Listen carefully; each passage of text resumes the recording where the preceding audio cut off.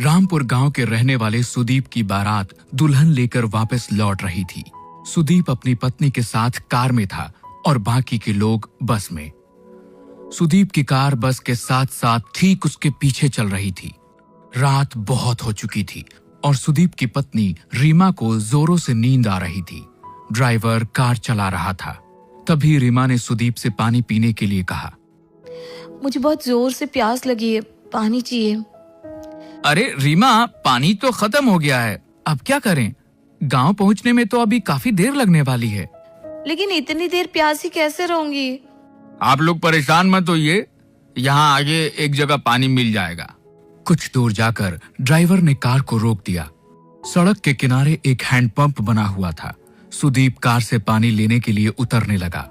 रीमा ने उसे कहा कि वो भी कार में बैठे बैठे थक गई थी और 2 मिनट के लिए उतरना चाहती थी।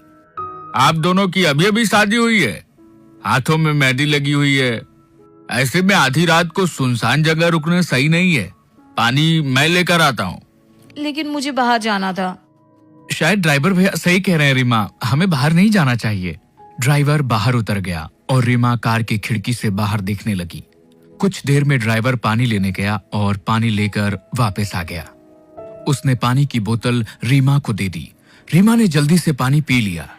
लेकिन इस बीच में बारात की बस जो अब तक आगे आगे चल रही थी वो दूर निकल गई और रीमा, सुदीप और ड्राइवर उस सुनसान रास्ते पर अकेले रह गए। ये देख सुदीप ने ड्राइवर से कहा कि वो कार को थोड़ा तेज चलाए ताकि बस के पास पहुंचा जा सके। ड्राइवर ने सुदीप की बात को मानते हुए कार को तेज चलाना शुरू कर दिया। लेकिन काफी देर के बाद भी कार बस तक नहीं पहुंच पाई। भैया 1 घंटा हो गया लेकिन अभी तक कहीं बस नजर नहीं आ रही है। इतनी दूर तो नहीं निकली थी, आखिर हो क्या रहा है? तभी रीमा की नजर सड़क के किनारे एक हैंडपंप पे पड़ी। उसने देखा कि ये वही हैंडपंप था जो कुछ देर पहले रास्ते में आया था और जहां से उन लोगों ने पानी लिया था, क्योंकि उस हैंडपंप का भी हैंडल टूटा हुआ था। ड्राइवर भैया, आप गलती से कार वहीं लेकर आ गए हैं। हाँ, मुझे भी ऐसा ही लग रहा है, लेकिन ये सब हो क्या रहा है? वो देखिए, हैंडपंप के पास कोई है, उससे पूछ लेते हैं। सुदीप, रीमा और ड्राइवर ने देखा कि एक बूढ़ा आदमी हैंडपंप से पानी भर रहा था। आप हमें यहाँ से रामपुर जाने का रास्ता बता सकते हैं? रामपुर तो 2 किलोमीटर पीछे छूट गया, तुम लोग वापस जाओ। नहीं, ऐसा नहीं हो सकता, हम वहीं से आ रहे हैं, वहाँ रामपुर गांव नहीं है। भाग जाओ यहाँ से, ये रास्ता बहुत खतरनाक है। यहाँ एक छलावा घूमता है, अगर तुम उसके चक्कर में फंस गए तो कभी यहाँ से बाहर नहीं जा पाओगे। ये सुनते ही ड्राइवर, सुदीप और रीमा बुरी तरह से डर गए। सुदीप वहां से कार लेकर निकला, लेकिन काफी देर हो गई और वो लोग उसी रास्ते पर घूमते रहे। अब उनको समझ आ गया था कि वो छलावे में फंस चुके थे। तभी रीमा ने धीरे से सुदीप के कान में कहा, किसी भी बहाने से हमें इस ड्राइवर को कार से उतारना होगा और कार तुम्हें चलानी होगी। लेकिन ऐसा क्यों? क्योंकि ये ड्राइवर ही कार से बाहर उतरा था और उसी वक्त छलावे ने इसे पकड़ लिया होगा। अगर हमने इसे यहीं छोड़ दिया तो हम बच सकते हैं। सुदीप रीमा की बात मान लेता है और ड्राइवर को कार रोकने के लिए कहता है। उसके बाद सुदीप खुद भी कार से उतर जाता है और ड्राइवर को बाहर आने के लिए कहता है। ड्राइवर बाहर निकलता है और सुदीप उसे धक्का देकर खुद गाड़ी में बैठ जाता है। सुदीप और रीमा वहां से भाग निकलते हैं। कुछ दूर जाने पर उन्हें अपनी बारात वाली बस नजर आती है। तुम ठीक कहती थी रीमा, ये देखो हमारी बस नजर आ रही है। अच्छा हुआ उस ड्राइवर को वहीं फेंक दिया। बिल्कुल ठीक कहते हो तुम। अब हमें ये कार छोड़कर सब लोगों के साथ बस में बैठ जाना चाहिए। सुदीप कार को बस के आगे रोक देता है और वे दोनों अपने घर वालों के साथ बस में बैठ जाते हैं। बस आगे बढ़ने लगती है। थोड़ी देर बाद सुदीप की नजर बाहर हैंडपंप पर पड़ती है। ये वही हैंडपंप था जिसके पास से वो पहले 2 बार गुजर चुके थे। अब सुदीप को समझ नहीं आ रहा था कि ड्राइवर तो वहीं रह गया, फिर आखिर ये छलावा उसे अब भी क्यों हो रहा था? सुदीप ने ये बात अपने रिश्तेदारों को बताई। हम सब लोग एक छलावे में फंस चुके हैं, इससे बाहर कैसे आना है कोई नहीं जानता। लेकिन बेटा, ये छलावा होता क्या है? पापा, जब कोई इंसान एक्सीडेंट में मर जाता है तो उसकी आत्मा ऐसे सुनसान रास्तों पर भटकती रहती है और लोगों के सामने ऐसा भ्रम पैदा करती है कि वे आगे बढ़ रहे हैं, लेकिन वो उसी जगह पर घूमते रहते हैं। हम कभी अपने गांव रामपुर नहीं पहुंच पाएंगे। सुदीप की बात सुनकर सब लोग बुरी तरह से डर जाते हैं। तभी रीमा उठकर खड़ी हो जाती है। उसे बस की खिड़की से अब वो ड्राइवर नजर आ रहा था। रीमा ने इस बारे में सब लोगों को बता दिया। सब लोगों को लगा कि वो जितना ड्राइवर से बचने की कोशिश करेंगे उतना ही फंसते चले जाएंगे। इसलिए उन्होंने बस को रोका और ड्राइवर को बस के अंदर बुला लिया। इस छलावे से हम कभी बाहर नहीं निकल पाएंगे अगर हमने उसे अपने से दूर नहीं किया। तुम ही वो छलावा हो, इसलिए अब तुम्हें मरना होगा। अपनी जान बचाने के लिए खत्म कर देंगे। ऐसा कहते ही सुदीप और उसके पापा मिलकर ड्राइवर को मार देते हैं।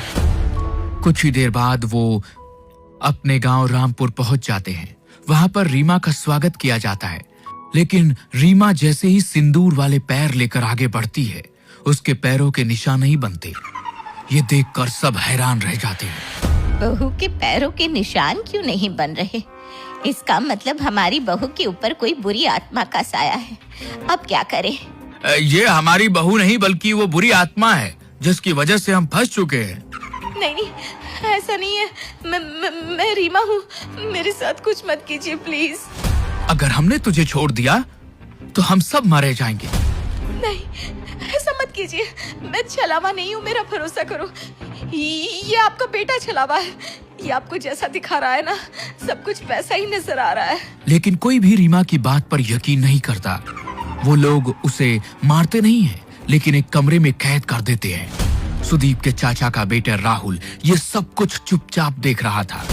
उसे लगा कि रीमा के ऊपर घर के सब लोग अत्याचार कर रहे हैं, इसलिए वो रात के वक्त उस कमरे में पहुंचा जहां रीमा को कैद किया गया था।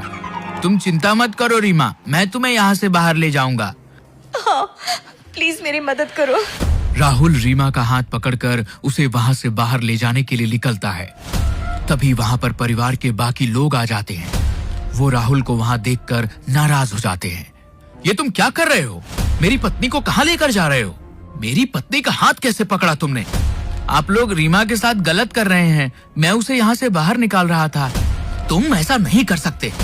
आप मुझे नहीं रोक सकते। मैं रीमा को लेकर जाऊंगा। राहुल के इतना कहते ही सुदीप उसे धक्का देता है और राहुल दीवार से टकराकर वहीं गिर जाता है। उसके सिर से खून बहने लगता है। लेकिन तभी राहुल जैसा दिखने वाला एक और शख्स वहां आकर खड़ा हो जाता है। घर के लोग समझ ही नहीं पा रहे थे कि ये सब हो क्या रहा था। राहुल, तुम तो बेहोश हो गए थे। ये सब क्या हो रहा है? ये सब इस रीमा की वजह से हो रहा है। हमें इसका कुछ करना होगा। ठीक कहती हैं आप माँ। सुदीप आगे बढ़कर रीमा के बाल पकड़ लेता है और उसे खींचकर दीवार में धक्का देने की कोशिश करता है। रीमा झटके से दीवार से टकरा जाती है और तभी एक जोरदार चीख सबके कानों में सुनाई देती है। लेकिन यह चीख रीमा की नहीं बल्कि सुदीप की थी। रीमा ने पास में पड़े हुए एक डंडे से सुदीप के सर पर वार किया, जिसके वजह से उसके अंदर मौजूद छलावे का साया उसका शरीर छोड़कर बाहर निकल गया। सुदीप कुछ देर के लिए बेहोश होकर गिर पड़ा, लेकिन बाद में सब कुछ ठीक होने लगा। असल में छलावा और किसी के अंदर नहीं बल्कि खुद सुदीप के अंदर था। ये जैसा जैसा हमें दिखा रहा था वैसा ही नजर आ रहा था। लेकिन अब वो साया यहाँ से जा चुका है और अब कभी यहाँ वापस नहीं आएगा। लेकिन तुम्हें कैसे पता चला? मुझे इस पर शक हुआ क्योंकि मैंने ही कहा था शायद ड्राइवर छलावा है और इसने उसे मार दिया। उसके बाद इसने मेरे पैरों के निशान गायब करके सबका शक मेरे ऊपर डाला। लेकिन जब आप लोगों ने मुझे मारा नहीं बल्कि मुझे कमरे में बंद कर दिया। जब राहुल मुझे बचाना आया तो उसने मेरा हाथ पकड़ा ही नहीं था। छलावे की वजह से सबको ऐसा नजर आ रहा था। सुदीप ने उसे मारने की कोशिश की। तब मुझे समझ में आ गया कि असली छलावा सुदीप के अंदर मौजूद था।